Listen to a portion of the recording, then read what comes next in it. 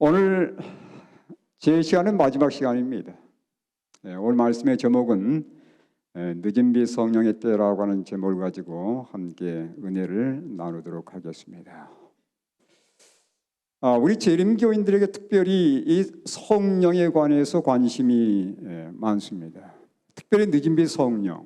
왜냐하면 이 하나님의 교회에 약속된 하나님의 축복이기 때문에 늦은 빛 성령에 대해서 우리 많은 성도들이 깊은 관심을 갖고 있습니다.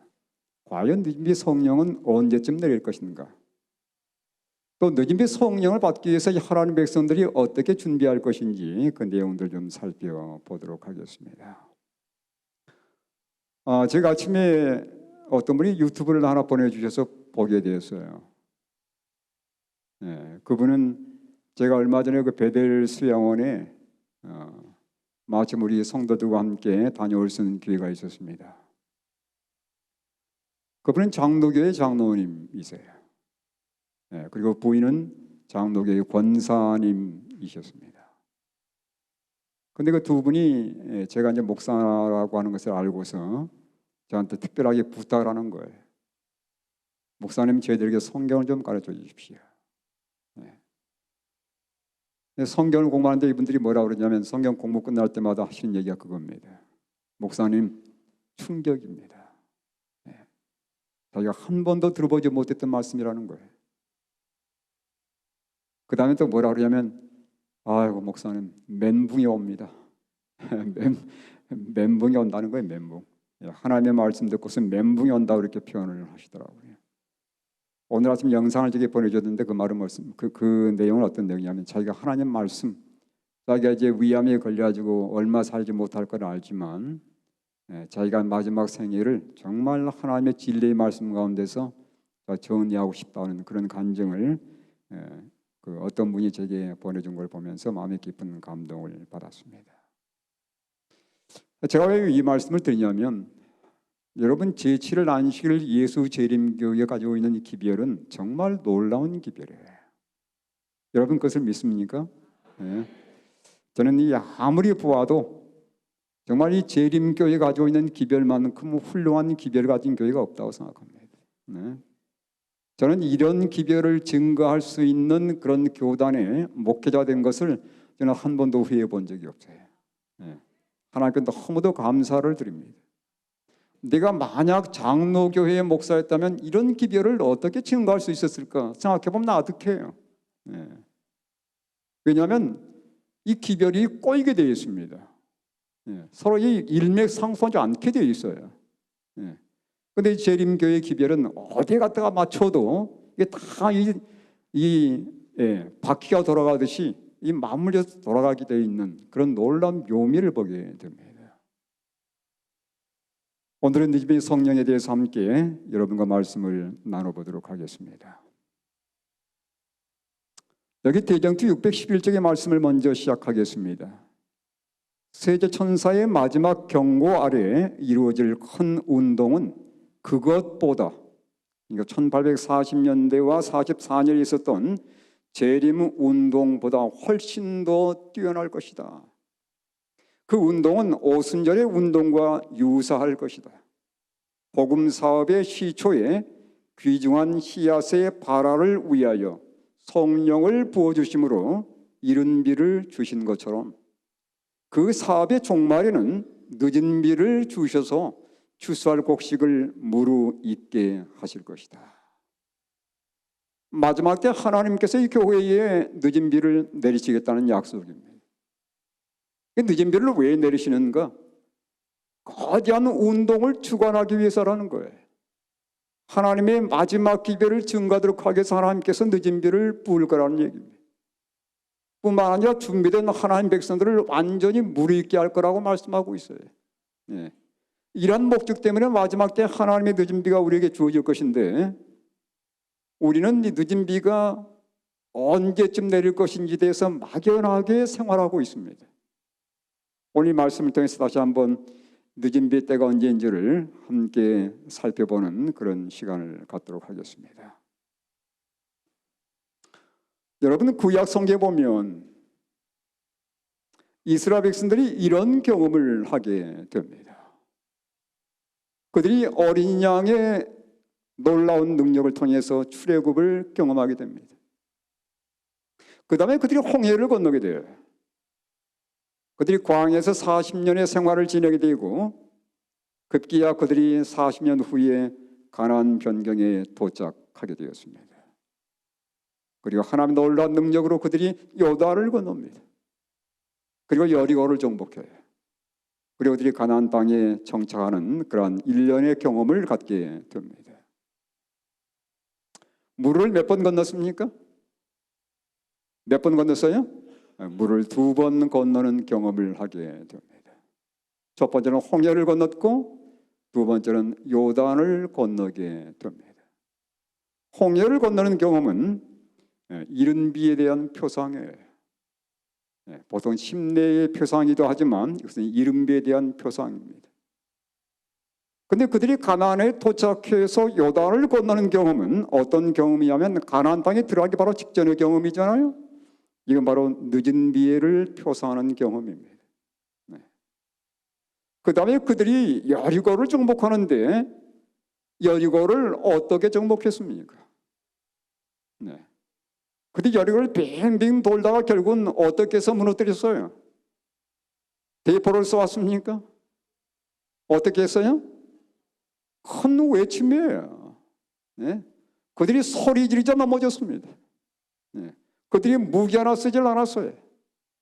그들이 하나님의 지시에 따라서 그들이 목소리를 합쳐서 외쳤을 때 여리고가 완전히 무너졌습니다. 이 여리고를 무너뜨린 것은 큰 외침에 대한 표상이에요. 그리고 그들이 이제 가나안 땅에서 완전히 정착하는 그러한 과정들을 겪게 됩니다.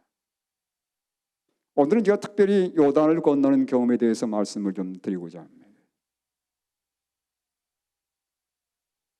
여러분, 그들이 홍해를 어떻게 건넜습니까? 성경이 이렇게 말씀하고 있어요. 어떻게 건넜다고 그랬습니까? 믿음으로 건넜다고 말씀합니다. 그들이 홍해를 건넜을 때 그들이 모세의 지시를 따라서 하나님을 전적으로 신뢰함으로 홍해를 건너는 경험을 갖게 되었습니다. 요단은 어떻게 건넜어요? 요단은 어떻게 건넜습니까? 요단도 물론 믿음으로 건넜죠. 그렇죠? 요단도 믿음으로 건너는데 여기 특이한 사항이 하나 있습니다. 여호수아 3장 13절에 보니까 온 땅의 주 여호와의 궤를 맨 제사장들의 발바닥이 요단물을 밟고 멈추면 요단물 곧 위에서부터 흘러내리던 물이 끊어지고 한 곳에 쌓여 서리라. 믿음으로 건넜지만 이번에는 그들이 뭘 가지고 있었어요? 하나님의 법을 가지고 있었다는 사실입니다. 홍해를 건널 때는 법궤가 없었어요. 그런데 요단을 건널 때는 반드시 그들이 법궤와 함께 건넜다는 사실 여러분 주의해 보시길 바랍니다. 그들이 믿음으로 그리고 법궤를 가지고서 요단을 건너게 되었습니다. 우리가 지금까지 계속 공부한 내용이에요. 믿음으로 하나님의 법을 준수하는 그런 경험을 하게 될 때에 늦은 비가 내리는 그 역사를 우리에게 암시해 주는 내용입니다. 결국은 세제천사의 기별이에요. 여러분, 세제천사의 기별은 우리가 아는 것처럼 이 말씀의 핵심이라고 그랬습니다. 요단을 건너기 위한 기별이에요. 성도들의 인내가 여기 있나니 저희는 하나님의 계명과 그 다음요 예수 믿음을 지키는 자니라. 이 개역 성경에 있는 말씀을 인용했습니다. 요단을 건너는 것이 늦은 비의 표상이라고 할 때 이 세천사의 기별은 세제천사의 기별은 늦은 비의 경험과 연관되어 있는 것을 다시 한번 여러분께 말씀을 드립니다. 그러니까 늦은 비를 받기 위해서는 반드시 우리가 어떤 경험을 해야 되냐면 하나님의 계명을 온전히 순종하는 경험을 해야 되는데 하나님의 계명에 온전히 순종하기 위해서는 반드시 예수 믿음이 어떤 경험인지를 체험해야 된다고 하는 것이에요. 그리할 때 예수님의 계명, 하나님의 계명을 온전히 순종하게 되고 그리고 늦은 비를 위한 준비가 갖추어지는 것입니다. 어제 제가 드렸던 그 말씀과 동일한 말씀이에요. 지금 반복되는 말씀이긴 하지만 다 연관되는 말씀이기 때문에 다시 한번 여러분께 말씀을 드립니다. 자, 읽으면서 설명드리겠습니다. 주님께서는 크신 자비를 베푸셔서 와그너와 존스 목사를 통해 그분의 백성들에게 지극히 소중한 기별을 보내셨다. 너무도 중요한 기별을 보냈다는 거예요. 이 기별은 들리움을 받으신 구주, 온 세상의 죄들을 위한 희생 제물에 관한 소식을 세상을 향해 더욱 분명하게 드러낼 것이다 그랬어요. 그것은 보증물을 믿음으로 말미암는 칭의를 제시하였다. 여기 보증물이 뭐냐면 영어로는 surety라고 합니다. surety. 그게 뭐냐면 말 그대로 보증인데 어떤 사람이 법정에 섰을 때 돈을 갚을 능력이 없는 거예요. 그런데 누군가 나타나서 돈을 다 갚아주는 것을 그런 사람을 보증인이라고 합니다. 보증이라고 해요. 여러분, 십자가에서 예수님께서 우리를 위해서 어떤 일을 이루셨습니까? 모든 죄의 값을 다 대신 갚아주셨어요. 그렇습니까? 그 예수님의 십자가 돌아가시면서 뭐라고 외치시면 다 이뤘다라고도 말씀하시고 돌아가셨습니다. 이 다 이뤘다는 말씀이 무슨 의미냐면 다 갚았다는 얘기예요. 우리 인류를 위한 모든 죄된 값을 예수님께서 다 갚았다는 얘기입니다. 그 예수님의 바로 보증물이에요. 그 예수님이. 그 예수님을 믿음으로 만남는 칭의를 제시하였다. 그것은 백성들에게 그리스도의 의를 받아들이도록 초청했는데 이것은 하나님의 모든 계명에 대한 순종으로 나타난다. 그러니까 예수님과의 개인적인 만남이 이루어지게 되면 하나님의 계명을 온전히 순종할 수 있게 된다는 얘기입니다. 우리가 하나님의 계명을 순종하지 않는 것은 예수님과의 살아있는 믿음이 아직 맺혀지지 않는 거예요. 많은 사람들은 예수님을 시야에서 잃어버렸다. 우리가 하나님의 계명을 온전히 준행하지 못하는 것은 여전히 우리의 시야에서 예수님께서 멀어져 있기 때문이라고 하는 것입니다. 이것이야말로 하나님께서 이 세상에 전파하도록 명하신 기별이다라고 했어요. 예수님을 높이고 예수님을 믿음으로 말미암아 하나님의 계명을 순종하는 이 기별이 이 세상에 전파되어야 할 기별이라는 것입니다. 그래서 뭐라고 말씀하냐면 이것은 셋째 천사의 기별이며 그랬어요. 이 기별은 큰 소리로 전파되고 크나큰 성령의 부어주심이 수반될 기별이다. 이게 바로 뭐예요? 늦은 비예요. 그래서 셋째 천사의 기별을 온전히 경험하게 될 때에 성령께서 우리에게 풍성하게 부어질 것이고 우리가 이 하나님의 마지막 기별을 이 온 땅 끝까지 증거하면서 세상이 끝날 거란 얘기입니다. 그렇습니까? 대답들이 없어요. 그렇습니까? 네. 자, 다시 한번 정리하겠습니다. 이게 1888년의 기별이었고요. 이 믿음으로 말미암는 의의 기별이며 믿음으로 말미암는 의의 경험을 하게 될 때에 하나님의 계명은 온전히 순종이 된다고 어제 말씀을 드렸습니다. 이것이 셋째 천사의 기별이고 이 기별을 온전히 경험하게 될 때에 늦은 비가 수반될 것이며 나아가서 하나님의 기별을 온 땅 끝까지 증거하는 큰 외침의 경험을 하게 될 것이라는 말씀입니다. 그 실제적으로 이 기별이 증거됐을 때의 경험들에 대해서 제가 몇 가지 척을 살펴보면서 이런 간증들을 살펴보게 되었습니다. 1888년에 믿음으로 만나는 의의 기별이 증거되면서 이 기별을 전적으로 지지했던 몇 분들이 있었어요. 이분들이 함께 집회를 운영하면서 그때의 경험들을 이렇게 기록해 놓았습니다. 라퍼 보우라우라는 사람은 그 당시에 대총의 부의장이었어요. 1892년 미시간 야영회에 참석해서 기별을 전했는데 그 당시 기별이 다 믿음으로 만나는 의의 기별이었습니다. 우리가 지금까지 하나님의 법에 너무 충실한다고 했지만 실제로 예수님이 없는 하나님의 계명을 충실했다는 거예요. 네. 그래서 교회가 냉랭하게 되어버렸는데 이제는 정말 예수님을 만나는 그 기회를 통해서 다시 한번 하나님의 법을 높이는 그러한 경험을 하자는 내용이 그 당시의 주제였습니다. 가장 거대하고 가장 많은 인원이 참가했다는 거예요.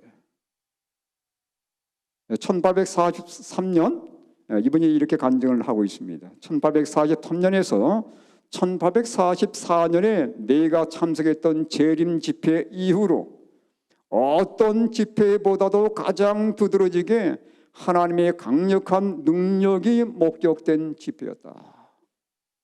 진실로 새롭게 하시는 때가 주 앞으로부터 이르기 시작했으며 늦은 비에 빗방울이 내리고 있음을 사람들은 느꼈다.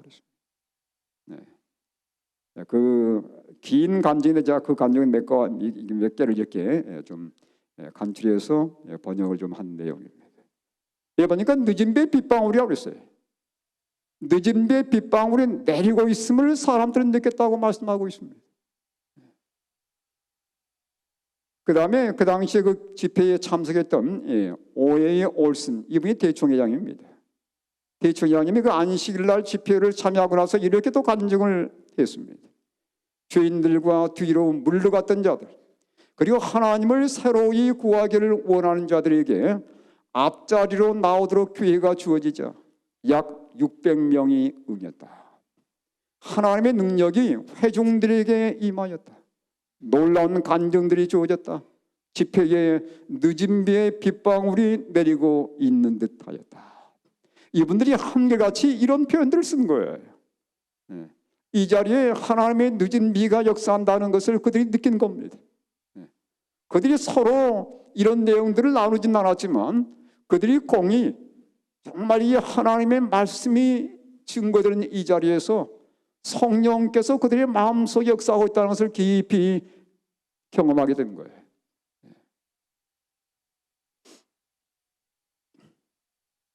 이런 경험이 있은 다음에 1897년에 화이프님께서 이런 표현을 쓰셨습니다. 통야는 심령으로 늦은 비의 시기인 지금이라고 그랬어요. 영어로는 정확히 now입니다. now. 통야는 심령으로 늦은 비의 시기인 지금이라고 그랬어요. 은혜의 소나기가 우리에 내리기를 아주 열렬하게 기도드리죠. 우리가 참석하는 모든 집회마다 오늘 같은 이런 이 거대한 신앙 부흥 집회입니다. 모든 집회마다 바로 이때에 하나님께서 우리의 영혼의 온기와 수분을 나눠주시기를 간구하는 기도를 올려야 한다. 여기 제가 취하고자 하는 것은 제 첫 번째 표현입니다. 늦은 비의 시기인 지금이라고 했어요. 이게 1888년에 믿음으로 말미암는 의의 계별이 전개되면서 많은 곳에서 이 집회가 진행되었고 제가 그 당시에 그 집회가 진행된 때 그 문서들을 찾아가지고 한번 읽어보았습니다. 심지어 어떤 내용까지 있냐면 이 믿음으로 말미암는 의의 기별이 증거되는 곳에서 사람들은 조용히 하나님께 그들의 마음을 들이기 시작했고 참된 회심을 경험했다는 겁니다. 그리고 그 당시에 그 자리에 참석했던 많은 사람들 가운데서 질병까지 낫는 일도 있었다 그렇게 표현하고 있어요. 그들이 예수님과의 개인적인 만남을 통해서 그들의 몸에 지니고 있던 질병까지 낫는 그런 경험도 있다는 겁니다. 늦은 비의 시기인 지금이라고 말씀하고 있습니다. 같은 표현을 또 보겠습니다. 여기 페이지는 다르지만 같은 해에 또 이런 표현을 쓰셨어요. 지금은 늦은 비의 때 주님께서 당신의 영을 크게 베풀어 주실 때이다. 기도에 힘쓰며 성령 안에서 깨어 있으라 이렇게 표현을 했어요. 그래서 이미 늦은 비의 때가 우리에게 다가왔음을 여기 말씀하는 내용들이에요. 우리의 생각에는 늦은 비의 때가 먼 미래에 있을 거라고 생각하는 이런 생각들이 우리에게 지배적입니다. 그렇지 않습니까? 마치 예수님께서 재림하기 바로 직전에 언젠가 우리에게 늦은 비가 주어질 거라는 막연한 생각을 가지고 우리는 막연한 기대감 속에 살아가고 있는 거예요. 그러나 분명히 영감은 그런 다릅니다. 지금이 바로 늦은 배 시기라는 거예요. 예. 그러니까 개인적으로 예수님을 만나는 경험을 하게 되고 하나님의 계명을 온전히 준행하는 그러한 영적 경험을 이루게 되면 우리에게도 하나님의 놀라운 늦은 배의 빗방울이 내린다는 사실입니다. 예. 그런 표현들이에요. 여러분, 보통 비가 내릴 때 소나기 한꺼번에 쏟아지지 않습니다. 비가 내릴 때 보통 어떻게 내립니까?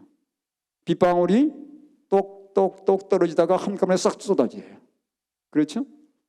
빗방울이 쏟아지다가 나중에 빗방울이 떨어지다가 나중에 한꺼번에 비가 쏟아지는 것처럼 저는 개인적으로 볼 때 지금은 그런 때라고 생각해요. 빗방울이 좀 똑똑 좀 떨어지고 있는 것입니다. 네.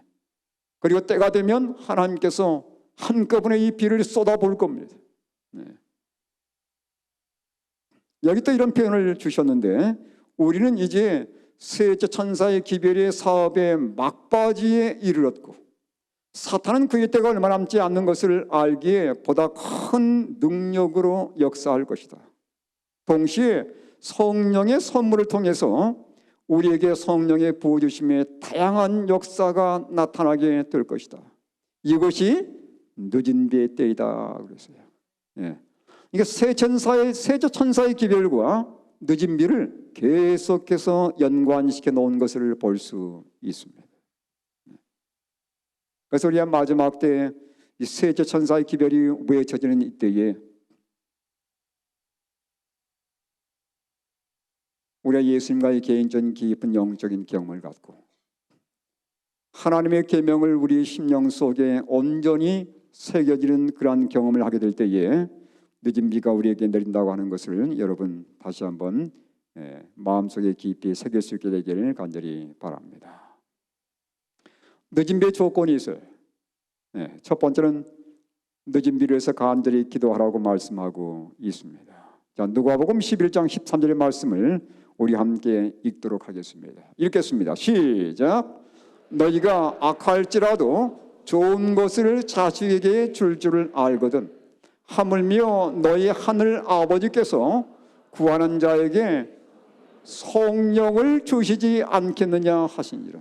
예. 구하는 자에게 성령을 주겠다고 놀라운 약속을 주셨어요. 예. 우리말에 우는 아이에게 뭐 준다고 그래요? 젖을 준다고 이렇게 얘기합니다. 예. 마음속에 늦은 비 성에 대한 갈급한 마음이 있어야 되는 거예요. 그렇지 않습니까? 예. 하나님이 전혀 늦은 비에 대한 관심도 없는데 늦은 비를 줄 리는 없는 겁니다. 예.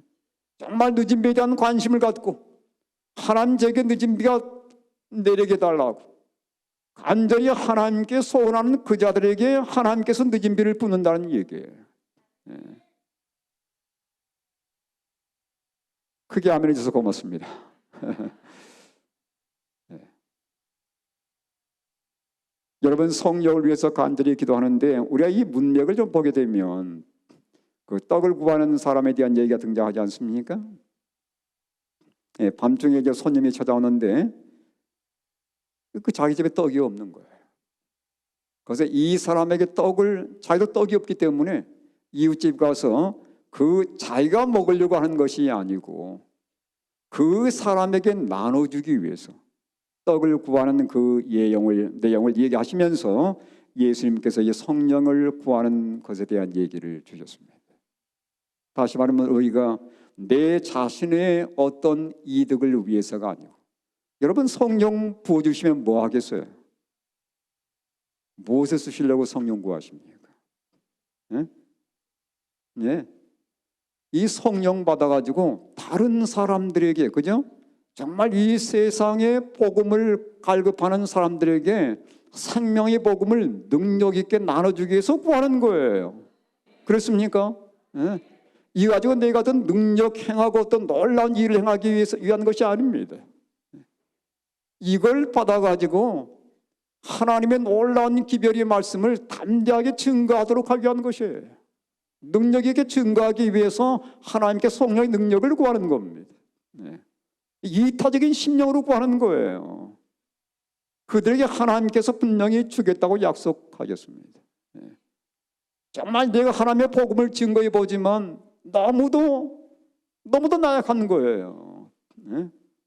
내가 하나님의 복음을 좀 더 담대하게 증거할 수 있다면, 내가 더 많은 사람들에게 이 생명의 복음을 증거할 수 있다면, 이러한 마음속의 열정을 가지고 하나님의 성령을 구할 때 그러한 자들에게 하나님께서 이 성령의 능력을 부어줄 것이라고 약속해 주셨습니다.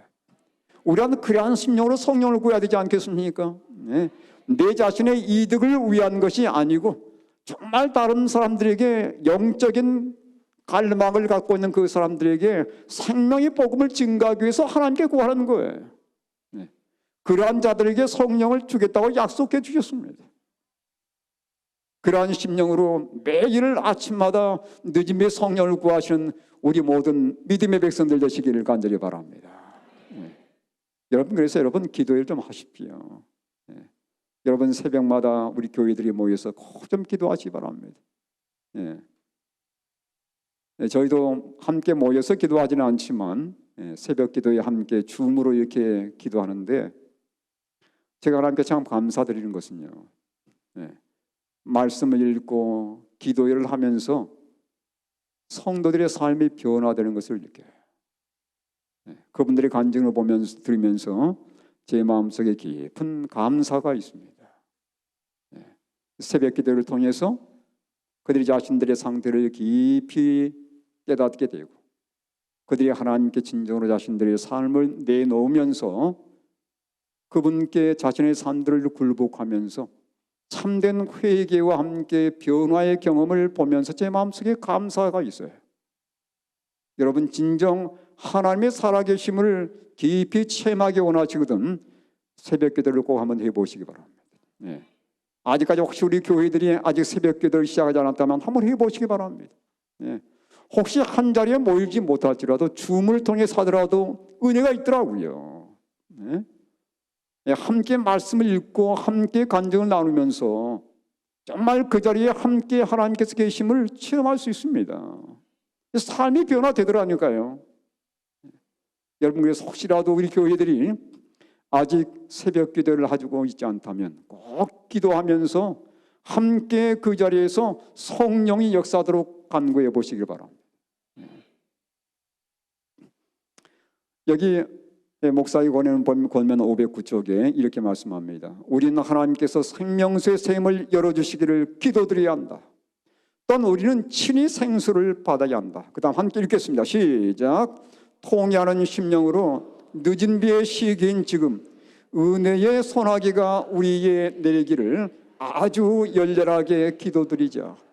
우리가 참석하는 모든 집회마다 바로 이때에 하나님께서 우리의 영혼에 온기와 수분을 나누어 주시기를 간구하는 기도를 올려야 한다.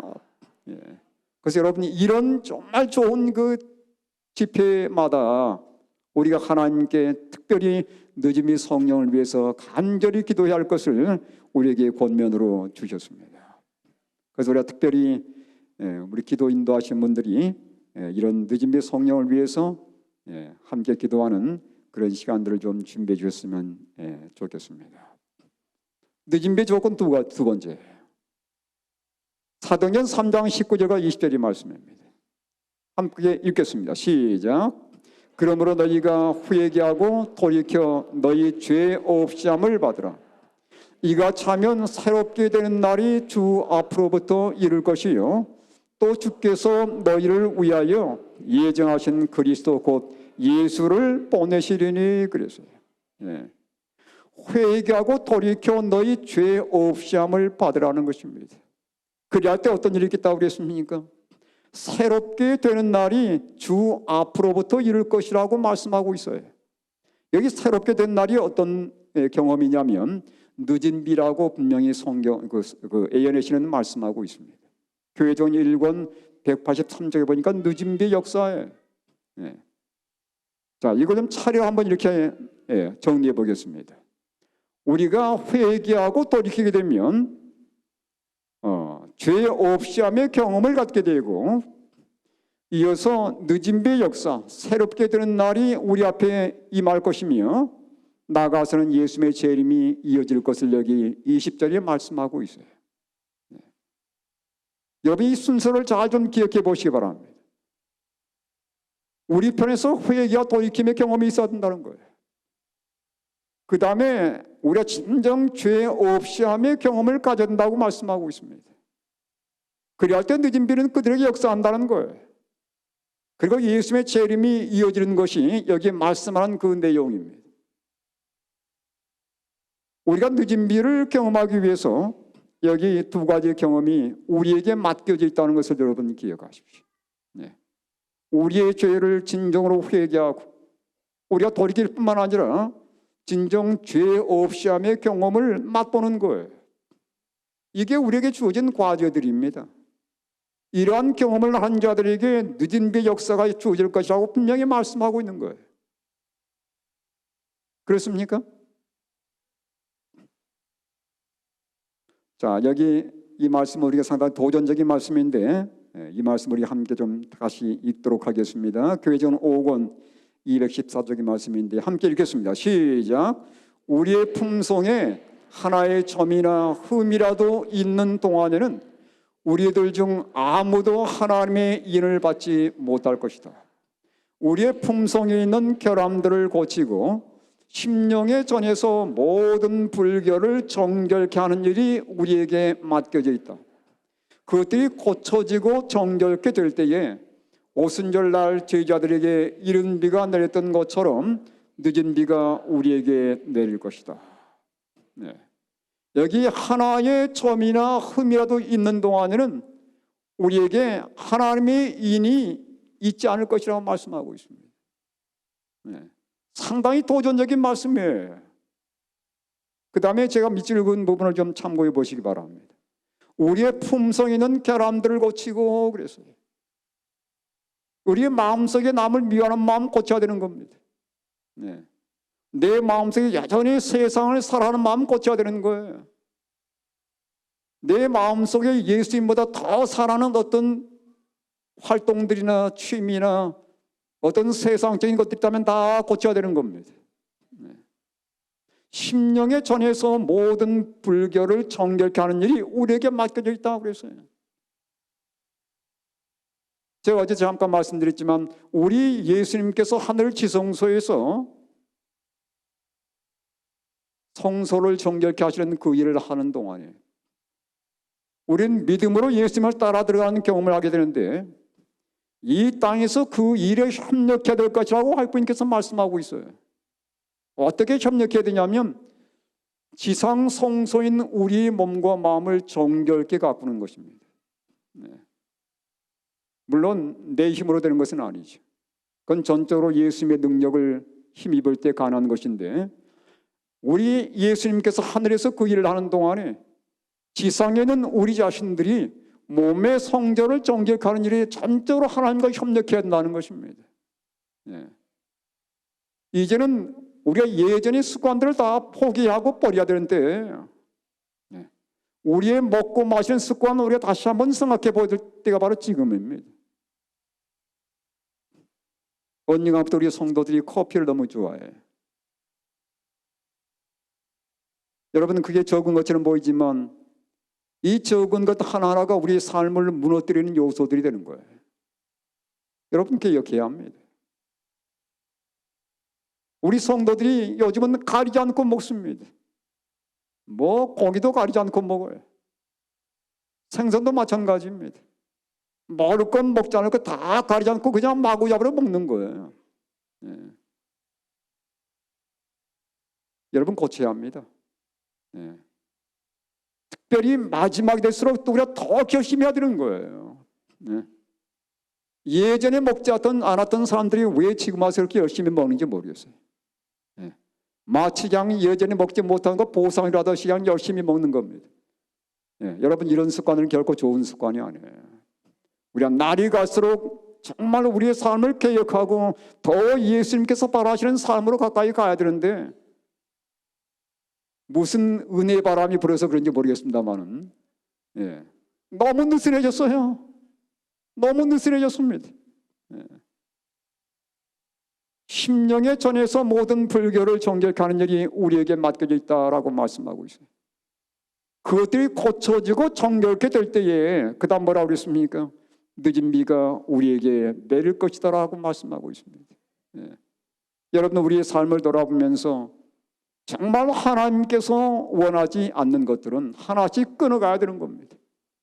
여러분, 성령의 열매 가운데 왜 절제가 들어가는지 아시죠? 네. 그 절제가 빠지면 성령의 열매가 더 이상 아닌 거예요. 성령의 열매는 몇 가지라고 그랬습니까? 9가지가 아니라고 그랬죠? 한 가지입니다. 한 가지. 단수예요. 열매는 한 가지입니다. 근데 거기에 9가지 맛이 들어있는 거예요. 그 9가지 맛 가운데 하나라도 빠지면 성령 열매가 아닌 겁니다. 예. 내 마음속에 다른 건 다 이루어졌다 할지라도 절제가 되지 않으면 그 성령 열매가 맺히지 않는 겁니다. 예. 여러분, 결단코 우리 다시 한번 돌아봐야 되는 거예요. 예. 여러분, 요단을 건너기 전에 이스라엘 백성들은 이런 경험을 하게 되었습니다. 하나님께서는 이스라엘 백성이 이적으로 요단을 건너도록 뜻하셨다. 여호수아는 하나님의 지시를 받아 백성들로 스스로 성결케 하고 저희 죄를 버리고 외부의 모든 불결함에서 자신을 정결케 하도록 명령하셨다. 그들이 법궤를 베고 요단에 서기 전에 어떤 경험을 먼저 가졌습니까? 성결의 경험을 먼저 가졌다는 거예요. 그들이 죄를 다 버리는 그러한 연습을 먼저 했다는 겁니다. 그 다음에 법궤를 지고 요단을 건너야 된 거예요. 네. 여러분, 우리 마음속에 혹시 마음으로 짓는 모든 죄까지 다 내려놓아야 할 때가 있다면 바로 지금입니다. 네.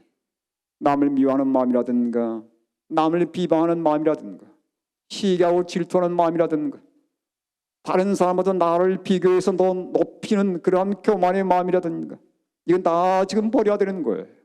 예. 내 삶에 부절제하는 모든 요소는 다 포기해야 되는 겁니다. 우린 너무도 엄숙한 시기에 살고 있는 백성들이에요. 예. 여러분, 계속해서 내 삶을 개선하는 일을 미루지 않게 되기를 바랍니다. 예. 저는 오늘 이 동산을 떠나기 전에 우리 성도들이 뭔가 마음에 결심하고 내려갔으면 좋겠어요. 예. 이제는 정말 내가 결심하고 아침에 일찍 일어나서 말씀을 읽고 새벽 기도를 하나님께 드리고 성경 말씀을 암송하고 그 다음에 내 삶에 하나님께서 원하지 않는 것은 단호하게 정리해가는 그런 결심을 하고 내려갔으면 좋겠어요. 여러분, 그런 마음이 있으십니까? 그런 마음이 있으십니까? 한 절반 정도만 대답하시는 것 같습니다. 여러분, 결단코 그렇게 하시기를 바랍니다. 네. 정말 내 마음속으로 그렇게 하기를 결단하지 않으면 내 마음으로 원하지 않으면 하나님께서 어떻게 할 수 없는 거예요. 네. 하나님이 온 세상을 지배하시는 그런 하나님이시지만 우리 마음이 원하지 않는데 우리 마음을 지배해 줄 수 없는 겁니다. 네. 하나님의 모든 걸 다 지배하고 모든 것들이 다 순종하지만 오직 사람 마음만큼은 순종하지 않아요. 하나님은 강제로 우리 마음을 지배하지 않습니다. 우리가 하나님께 갖다 맡겨야 하나님께서 지배해 주시는 거예요. 그때야 하나님께서 우리 마음속에 놀라운 이적을 베푸시는 겁니다. 이 세상을 지배하시는 하나님이시지만 우리의 허락 없이 하나님은 우리 마음을 지배하지 않으세요. 우리 마음을 그분이 지배하지 않을 때는 어떤 놀라운 능력이 우리 안에 일어나지를 않는 겁니다. 그래서 갖다 맡겨야 되는 거예요, 하나님께.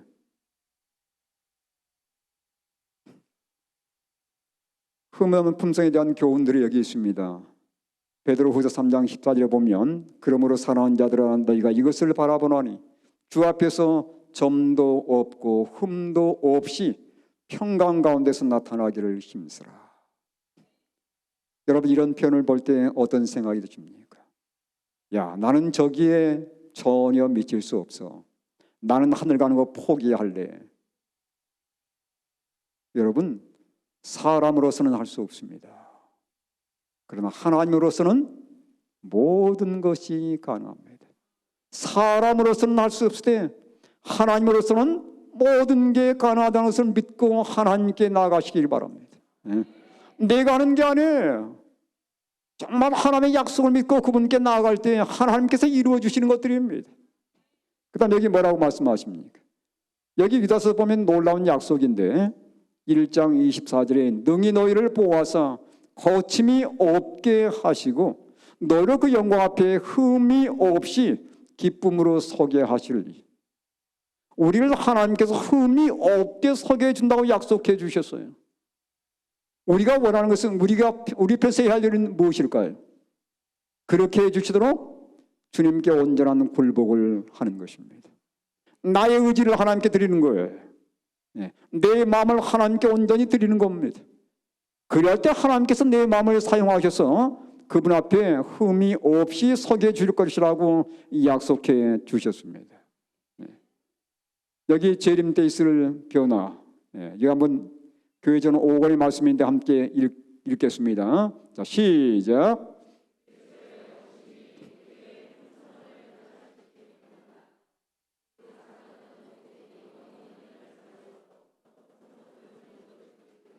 야, 이 말씀은 상당히 우리에게 어떻게 좌절됩니까? 아니면 희망이 됩니까? 그리스도의 오심이 우리의 품성을 변화시키지 못한다. 뭐하란 얘기예요? 예수님이 재림하기 전에 변화되어야 된다는 얘기예요. 그렇습니까? 그리스도의 오심이 우리의 품성을 변화시키지 못한다. 그 사건은 오직 어떤 것만 할 수 있어요? 영원히 변할 수 없도록 품성을 고정시킬 뿐이다. 죄인인 사람은 그대로 죄에 있게 되고 변화된 사람은 변화된 대로 완전히 고정시키는 것은 예수님의 재림으로 말미암아 이루어지는 것이지, 예수님의 재림이 죄인을 의인으로 바꾸지를 못한다는 얘기입니다. 그렇습니까? 그 다음 보십시오. 빌립보 3장 20절 21절. 예수님 재림 때 변하는 게 있어요. 뭐가 변하냐면 마음이 변하지 않고 몸이 변하는 것입니다. 그러나 우리의 시민권은 하늘에 있는지라 거기로부터 구원하는 자 곧 주 예수 그리스도를 기다리노니, 그런 만물을 자기에게 복종하게 하실 수 있는 자의 역사로 우리의 낮은 몸을 자기 영광의 외모의 형체와 같이 변하게 하시리라. 그러니까 우리의 품성을 변하는 것은 예수님 전에 해결되어야 할 문제라는 얘기입니다. 그리할 때 예수님께서 오셔서 변화된 하나님의 백성들의 몸을 변화시키는 거예요. 영원히 살 수 있는 몸으로 변화시키는 겁니다. 그 다음에 편도 보겠습니다. 교회전 2권 267쪽의 말씀이에요. 함께 읽겠습니다. 시작. 하늘의 품성은 지상에서 이루어져야 할 것인데 그렇지 않다면 결코 이루어질 수 없을 것이다. 그러므로 곧 시작하여라.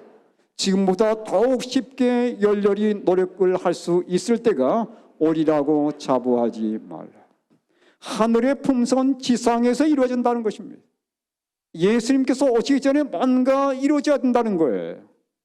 예수님이 오시기 전에 우리의 품성에 흠이 없고 점이 없는 경험이 있어야 된다는 얘기입니다. 그렇습니까? 더욱더 자신이 없어져가죠. 여기 여러분 14만 4천, 시간이 다 돼가니까 제가 5분만 더 하도록 하겠습니다. 14만 4천에 대해서 얘기하면서 14만 4천이 서 있는데 그들의 이마에는 어린 양의 이름과 아버지의 이름을 쓴 것이 있다 그랬어요. 이건 이름이 있다는 것은 인 맞았다는 얘기입니다. 그렇죠? 그들이 인을 맞았어요. 인 맞은 것은 예수님 재림 전에 있을 얘기입니다. 그런데 어떤 자들에게 인이 지킨다고 말씀하고 있습니까? 우리의 품성에 하나의 점이나 흠이라도 있는 동안에는 우리들 중 아무도 하나님의 인을 받지 못할 것이라고 그랬어요. 그러니까 인을 받기 위해서 우리가 준비될 게 뭐냐면 흠없고 점없는 품성을 이루는 겁니다. 이건 전적으로 하나님과의 협력을 통해서만 가능한 거예요. 여러분, 그냥 무대기로 하나님께서 우리를 구원해 주시는 것이 아니고 정말 그의 마음속에 예수님과의 관계를 통해서 씨름하면서 예수님께 전적으로 자신을 굴복한 자들에게 이런 놀라운 은혜가 주어지는 것이고 그들에게 인이 찍히는 거예요. 그냥 교회 다니다 보면 때가 되면 되겠지가 아닙니다.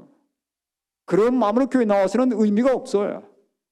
정말 교회를 열심히 출석할 뿐만 아니라 말씀을 드리면서 우리 삶에 뭐가 부족한지를 살펴가면서 그것들을 하나님께서 고쳐주시도록 점적으로 씨름하는 경험을 해야 되는 거예요.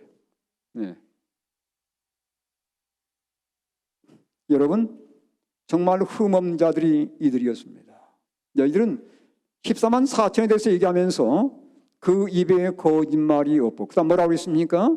흠이 없는 자들이더라.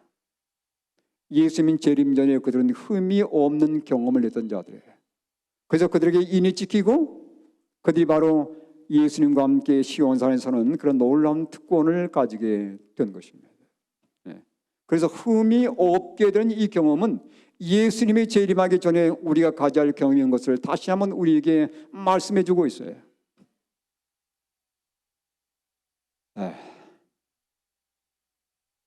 제가 5분이 끝나야 되기 때문에 지금 정신이 없습니다. 빨리 끝내야 돼서. 흰 옷을 입고 예수님과 함께 걸어갈 자들에게는 아무런 죄도 용납되어서는 안 된다. 더러운 옷은 제거되어야 하고 그리스도의 의의 옷은 우리에게 입혀져야 한다. 회개와 믿음으로 우리는 하나님의 모든 계명을 준수할 수 있고 그분 앞에 흠 없이 나타날 수 있다. 예.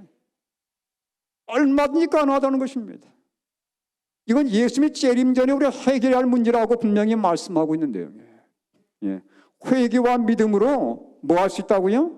하나님의 계명을 준수할 수 있고 그 다음 뭐 할 수 있어요? 그분 앞에 흠 없이 나타날 수 있다라고 말씀하고 있어요. 예. 회개와 믿음으로 하나님의 계명을 지키는 경험이 바로 셋째천사의 기별이에요. 그렇지 않습니까? 계속 반복되는 내용들이죠. 믿음으로 만나는 의의 경험입니다. 네. 이 경험을 한 자들이 결국은 어떤 지경까지 이를 거냐? 흠 없는 경험까지 이르게 될 것이고 그들에게 뭐가 내린다는 말이에요? 늦은 비가 내린다는 얘기예요. 결론은 그겁니다. 성도들의 인내가 여기 있나니, 함께 읽겠습니다. 시작. 성도들의 인내가 여기 있나니 저희는 하나님의 계명과 예수 믿음을 지키는 자니라. 여러분, 하나님의 계명을 지킨다는 게 뭡니까? 안식을 지키는 것만을 의미하는 게 아니에요. 우리는 보통 안식일에 대해서 변론할 때 이 구절을 얘기하긴 합니다만 안식을 지키는 것 물론 대표적인 것 중요한 겁니다. 하나님의 계명을 지킨다는 게 뭡니까? 저는 이 말씀을 곰곰이 한번 명상해 보았어요. 여러분, 하나님의 계명을 지킨다는 건요, 더 이상 죄를 짓지 않는 경험을 의미하는 것입니다. 그렇습니까? 죄는 뭐예요? 죄는 불법이라고 했어요. 요한일서 3장 4절에 죄는 불법입니다. 하나님의 법을 어기는 것이 죄란 말이에요. 그러면 하나님의 계명을 지킨다는 말은 무슨 말이에요? 더 이상 죄와 상관없는 생애를 사는 거예요. 네. 어떻게 가능합니까? 뭘 통해서요? 예수 믿음을 통해서. 제가 어제 말씀드렸잖아요. 예수 믿음을 통해서 우리가 하나님의 계명을 온전히 지킬 수 있는데 하나님의 계명을 온전히 지킨다는 것은 더 이상 죄와 상관없는 경험을 갖는 것을 의미하는 것입니다. 여러분, 그런 자들에게 뭐가 임한다고요? 늦은 비가 역사한다는 사실 여러분 기억하시기 바랍니다. 늦은 비는 분명히 내리고 있습니다. 이 마지막 때 셋째 천사의 경험을 마음속에 경험하고 정말 예수님과 살아있는 관계를 갖고 있으면서 하나님의 모든 계명에 충실한 하나님의 백성들에게 하나님께서는 그들을 흠없는 백성으로 소개할 것이고 그리고 그들에게 인을 칠 것이며 그들에게 놀라운 늦은 비가 내릴 것이라는 사실 여러분 결코 의심치 않게 되기를 바랍니다. 셋째 천사의 기별입니다. 믿음으로 만나는 의의 기별입니다. 이 경험을 우리 각자가 경험해야 되지 않겠습니까? 저는 이번 이 동산을 떠나기 전에 이 자리에 모신 우리 모든 호남 성도들이 다시 한번 마음에 결단코 십자가의 예수님을 만나는 경험을 하게 되기를 바라고 예수님께 전적으로 자신을 굴복해 드리는 경험을 할 수 있게 되기 바랍니다. 예. 여러분, 의의 경험은 십자가 예수님을 내 마음속에 받아들일 뿐만 아니라 그분께 날마다 자신을 굴복해 드리는 경험이에요. 시대의 왕 523쪽 이렇게 말씀합니다. 그리스도의 가르침의 요지가 뭐라고 그랬어요? 그리스도의 모든 가르침의 요지는 자 포기이다. 영어로는 self-surrender. 그것은 자기의 항복입니다. 예수님께 항복하는 거예요. 예수님께 전적으로 자기를 굴복해 드리는 경험입니다. 예수님의 온 가르침을 다 뭉뚱그려서 한마디로 요약한다면 그 말이에요. 굴복해 드리는 경험이에요. 예수님께 전적으로 믿음으로 굴복해 드리는 경험입니다. 예수님이 이 땅에 사신 동안에 그런 경험을 했거든요. 아버지께 전적으로 자신을 굴복해 드리면서 그분이 믿음으로 주에 승리했던 것처럼 마지막 백성들이, 가장 큰 빛을 받은 마지막 백성들이 예수님과 똑같은 경험을 하기 원하는 것이 하나님의 뜻이에요. 네. 그래서 믿음으로 승리하기를 원하고 죄를 극복하기 원해서 그들이 흠없는 백성으로 하나님 앞에 서게 될 때에 그들에게 늦은 비가 역사한다는 사실을 여러분 기억하시기 바랍니다. 그래서 그들이 환난을 통과하고 예수님께서 오시는 그때에 영광 앞에 서게 되는 놀라운 경험을 갖게 될 것입니다. 이 놀라운 경험이 우리 호남 성도들에게 함께 하게 되기를 간절히 바라면서 말씀을 마치도록 하겠습니다. 기도하겠습니다. 하늘에 계신 자비로우신 아버지 하나님, 저희가 나약하고 부족한 백성들입니다. 저희들에게 하늘의 지혜를 더하시며 저희가 마지막에 사는 백성들임을 기억하고 저희가 결단코 우리 하나님과 씨름하며 내 자신과 씨름하면서 하나님 앞에 부족함이 무엇인지를 다시 한번 깨닫고 그것들을 청산하는 일에 성령의 도우심을 전적으로 힘입도록 도와주시옵소서. 성령은 우리에게 내리고 있습니다.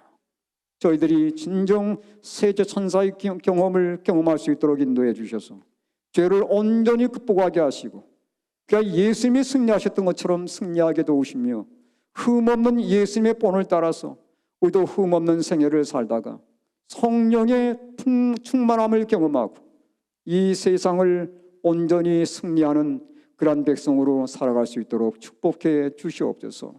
우리에게 맡겨진 선교 사명을 다 할 수 있도록 인도하여 주시옵소서. 우리 모든 교회마다 성령의 능력으로 부흥되게 축복해 주시옵소서. 예수님의 귀하신 이름으로 기도하옵나이다. 아멘.